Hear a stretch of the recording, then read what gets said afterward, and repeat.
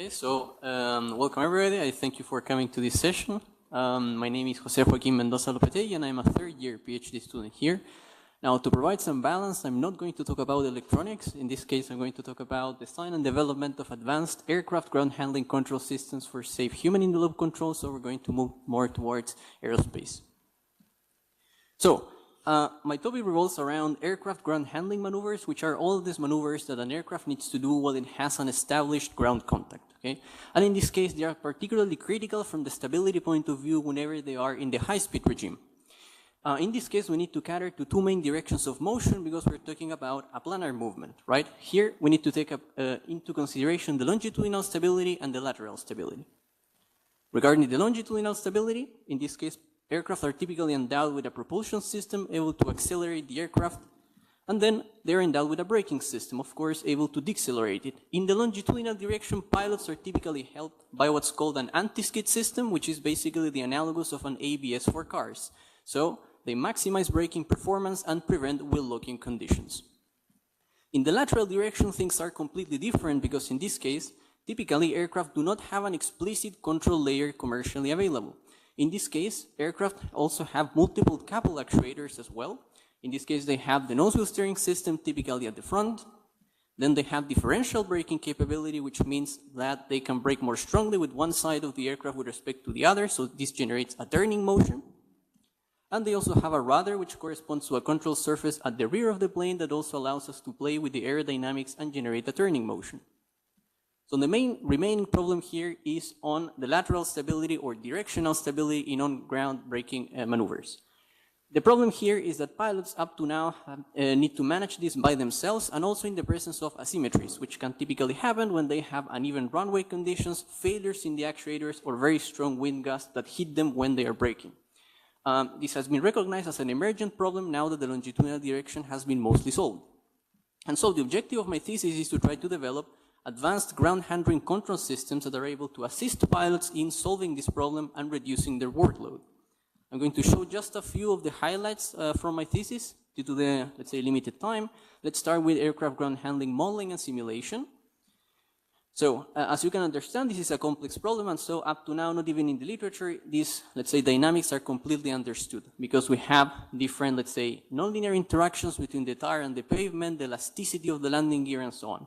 And so here we partnered with Leonardo Aircraft Division that was interested in trying to understand this kind of dynamics and also to try to generate a general purpose simulator that was able to replicate these dynamics so that we can understand this problem also in a virtual environment.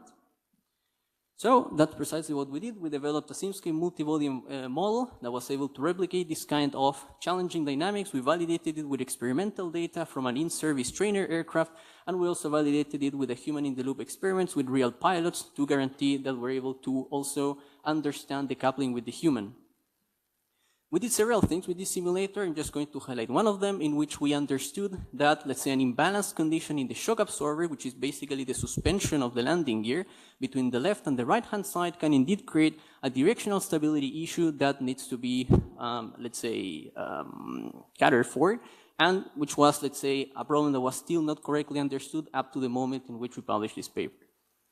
Now, moving more into the control side, this is about anti-skid system design. Typically, let's say anti-skid systems are designed only with the longitudinal direction into account, so maximizing braking performance. In this case, we try to develop an intelligent anti-skid system that is able to coordinate the left and the right-hand side of them so that we can also guarantee directional stability. Many companies were interested in this kind of technologies, and so we partnered with them to develop an industrial-grade anti-skid system that is able to achieve these objectives. Here, we developed, let's say, an in-house anti-skid system all the way from the bottom. So basically we developed a pressure regulator. Here you can see a picture of a typical single landing gear leg. Then we tested this algorithm, let's say in an industrial laboratory environment so that we can guarantee that we have industrial grade performance and state-of-the-art performance as well. And then we moved into a practical implementation in the field. In this case you can see that we tested it also in a newly introduced trainer aircraft. And we're able to, let's say, improve directional stability, also verified by the pilots that tested this system. Here, last topic, I'm going to move towards automation. So in this case, another approach to try to guarantee directional stability is by reducing as much as possible the workload from the pilot. This means that the idea here is to try to take completely autonomously the aircraft from one point in the airport to another point in the airport so that we can guarantee directional stability by the control system itself, so that he can, let's say, coordinate the different actuators and the pilot does not need to think about this problem. Here again, we partnered with Leonardo Aircraft Division that was interested in this kind of technology. So for this, we developed, let's say, a complete control system that is able to coordinate the different 3 actuators by dedicated control units, can merge them by a control allocator that can optimally distribute these actions, and can also plan the trajectory from one point in the airport to another point in the airport completely autonomously in an optimized way.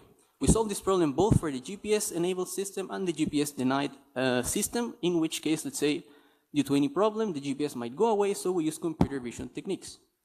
Here you can see, let's say, still in simulation, that we're able to, let's say, track the taxi line in this case and take the airplane completely autonomously so that we can solve the problem without the pilot, in this case, in the loop. This is still in simulation, but in the works we have a practical implementation that we're working towards. So thank you for your attention. I sadly noticed that I didn't put my email, but you can, let's say, see me around, and so if you're interested in these topics, you can hit me, okay? So thank you.